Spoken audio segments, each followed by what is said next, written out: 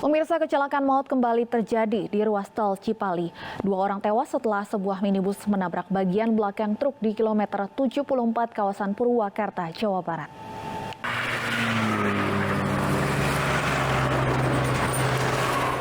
Bagian depan minibus ini rusak parah setelah menabrak truk di ruas tol Cipali, Purwakarta, Jawa Barat pagi tadi. Kecelakaan terjadi saat minibus berpenumpang 7 orang melaju dari arah Palimanan menuju Jakarta. Diduga sopir mengantuk sehingga tidak dapat mengendalikan laju kendaraannya hingga akhirnya menabrak truk di depannya. Akibat kecelakaan ini, 2 penumpang minibus tewas di lokasi, sementara 5 penumpang lainnya mengalami luka berat dan luka ringan. Tiba-tiba saya di tengah tol, saya juga hampir pingsan, berdua marah saya yang itu. Saya lihat saya sama ibu saya angkat udah nggak bisa, diambil di dalam mobil. Kita tolong, saya turun ke bawah, kita tolong orang yang di mobil itu terliwat, kita tolong. Saya angkat lagi, nggak bisa lagi, udah kejepit. Korban selamat yang mengalami luka berat hingga saat ini masih dirawat di Rumah Sakit Siloam, Purwakarta. Kasus kecelakaan kini dalam penanganan Unit Laka Lantas Polres Purwakarta. Dari Purwakarta, Jawa Barat, Irwan, iNews melaporkan. Balik ke ibu kota, pemirsa, adu mulut antara warga dengan petugas Dishub terjadi saat razia parkir liar di Jalan Rawamangun, Cempaka Putih. Warga yang memarkir kendaraan di depan rumahnya protes karena merasa parkir di atas tanah miliknya, bukan milik Pemda. Nah, ini kalau dari lokasi ini masih tanah orang tua saya. Iya, karena udah dihibahkan oleh Pemda. Oh belum. Kita warga sama, Pak. Kita warga kita semua. Warga ini tidak terima saat kendaraannya akan diderek Dinas Perhubungan DKI Jakarta. Ia berdalih parkir di depan rumah di atas lahan milik keluarganya. Kayak gimana? Saya orang hukum. Iya, rambunya sudah jelas, Pak. Iya. Kalau Bapak tahu Nah, ini kalau ini Ibu punya aturan, kita warga punya hak. Aksi protes ini juga dilayangkan warga sekitar karena petugas tidak mau memberikan keringanan. Protes keras memicu adu mulut yang menyebabkan situasi memanas. Kita pun, Mas. Saya mau jalan kantor tidak salah. Cuma parkir Bapak yang salah. Iya, saya belum. Biarkan kita kecewa. Kita warga, bukan di jalan umum, yang jalan besar pramuka. Ya. Ini juga rumah masih keluarga. Ya, kita nggak mungkin menarik paksa karena tidak ada pekerjaannya. Nah, ini pemilik mobil sendiri protes karena apa, Pak? Ya, karena alasannya karena dia sebentar, dan dia kantor depan dia. Upaya warga bernegosiasi dengan petugas sia-sia. Petugas tetap menderek paksa sejumlah kendaraan yang parkir di bahu jalan. Petugas membawa kendaraan yang diderek paksa ini ke area parkir Irti Monas untuk ditebus dengan denda sebesar Rp500.000. Dari Jakarta, Rani Sanjaya, iNews melaporkan. Pengemudi mobil sedan mewah yang melawan arah di tol Jor telah ditetapkan menjadi tersangka. Polisi kini masih menunggu hasil pemeriksaan dokter untuk melanjutkan proses hukum terhadap tersangka.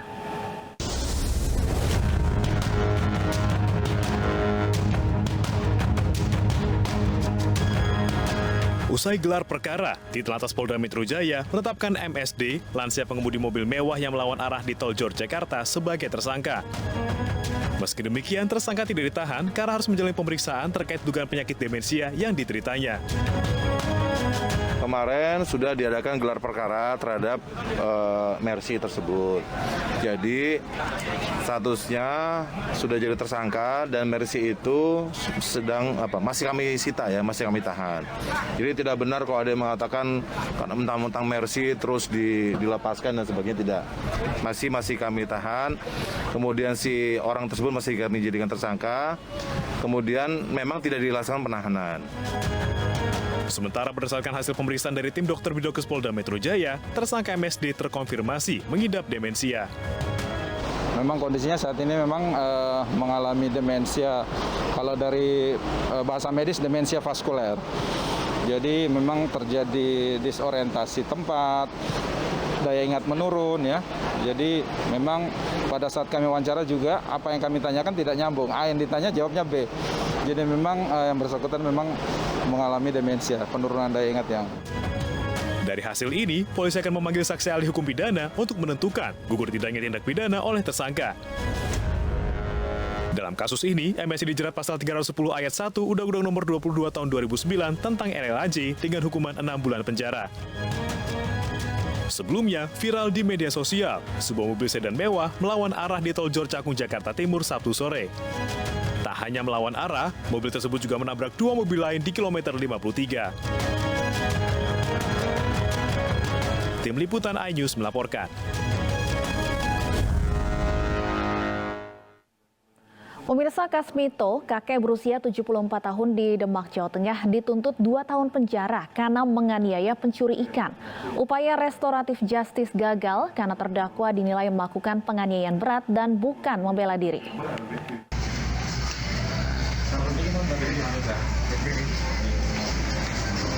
Kasmito, kakek berusia 74 tahun menjadi pesakitan usai membacok seorang pria yang diduga mencuri ikan di kolam yang dia jaga di Desa Pasir, Mijen, Demak, Jawa Tengah awal September lalu.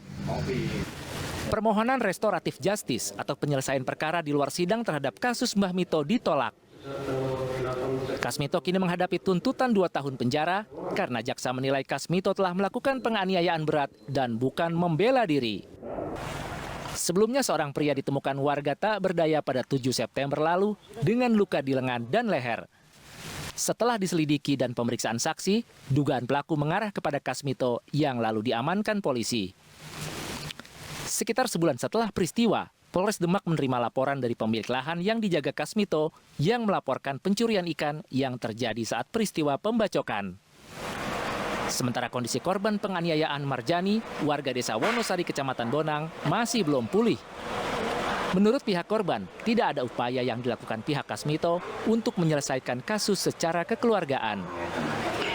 Awal itu dari pihak korban untuk minta damai, untuk restoratif justice, dan dari pihak PH, kuasa hukumnya, mengatakan bahwa untuk draft mau dibikin. Tapi sampai saat ini, sampai prosesnya tuntutan 2 tahun, itu pun belum ada titik untuk damai.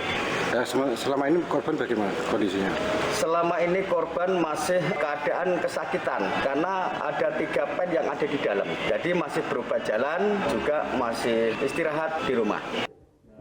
Selain dituntut 2 tahun penjara, jaksa juga menuntut Kasmito untuk membayar biaya perkara sebesar Rp5.000. Kasus ini menyita perhatian masyarakat karena usia terdakwa yang sudah tua namun terancam penjara. Sementara polisi dan kejaksaan menyatakan proses hukum Kasmito sudah sesuai prosedur. Dari Demak, Jawa Tengah, Sukma Wijaya, iNews melaporkan. Lalu apa langkah yang akan diambil oleh Kasmito setelah dituntut 2 tahun penjara? Untuk membahasnya sudah bergabung bersama kami Haryanto, kuasa hukum Kasmito.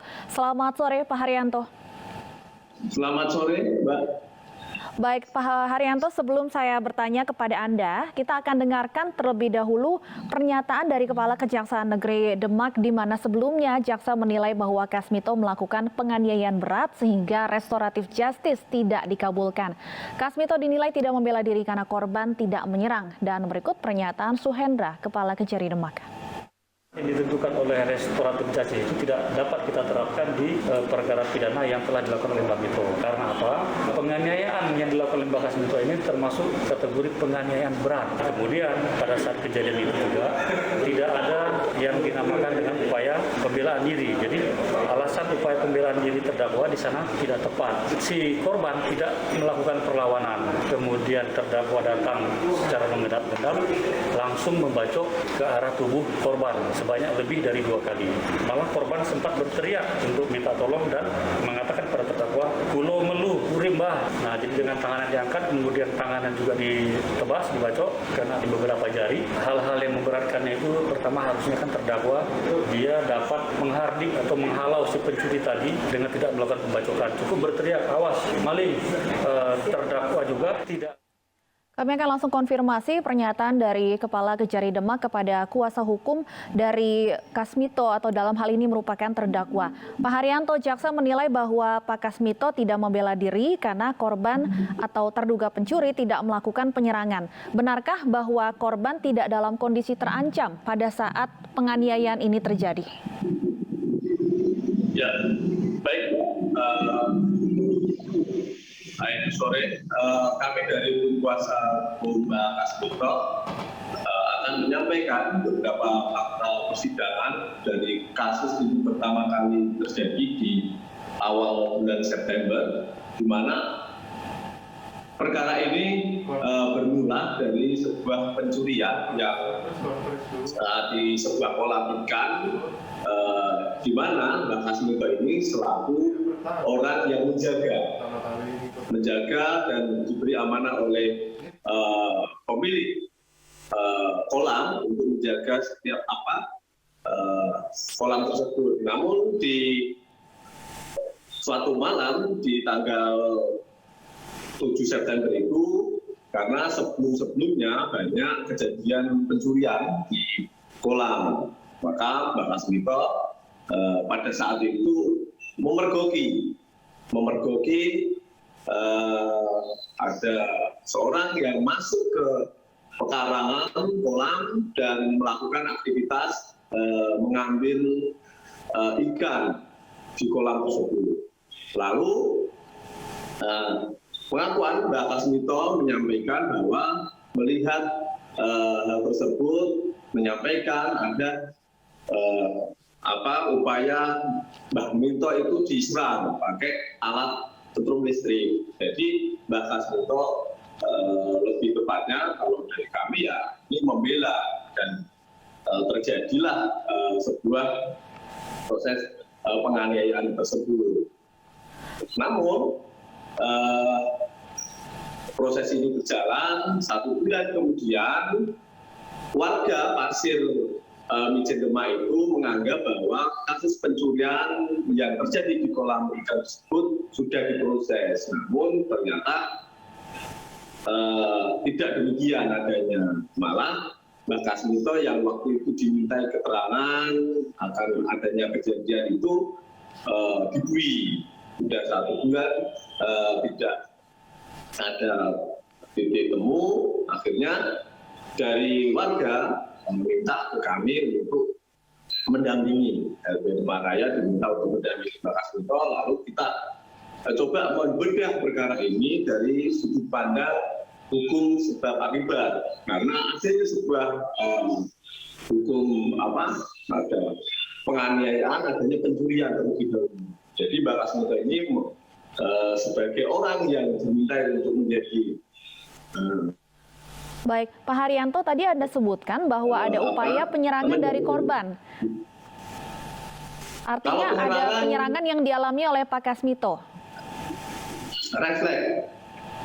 Karena sebelumnya mau disetrum pakai alat pencari ikan itu, Mbak. Baik, apakah ada bukti yang bisa menguatkan terkait dengan informasi ini, Pak Haryanto?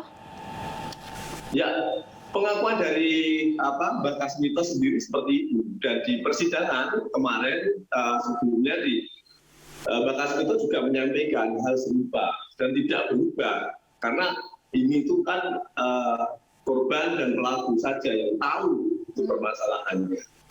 Tidak ada saksi mata sama sekali permasalahannya pada saat peristiwa ini terjadi. Baik, dan Pak Haryanto, informasi yang kami terima bahwa laporan pencurian baru dilakukan oleh pemilik lahan 1 bulan setelah kasus penganiayaan ini terjadi.